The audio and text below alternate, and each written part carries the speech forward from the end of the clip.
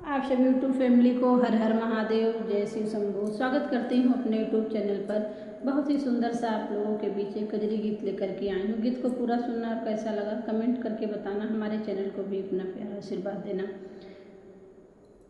हर हर महादेव।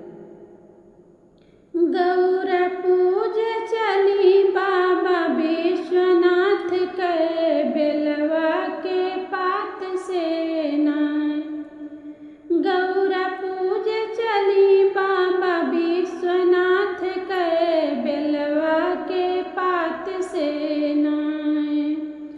कई के 16 सिंगार उनका चुनरी गोटेदार। कई के 16 सिंगार उनका चुनरी गोटेदार। चम चम चम के लबी दिया गौरा माथे पे बेलवा के पात से नाय। गौरा पूजे चली बाबा विश्वनाथ के बेलवा के पात से नाय।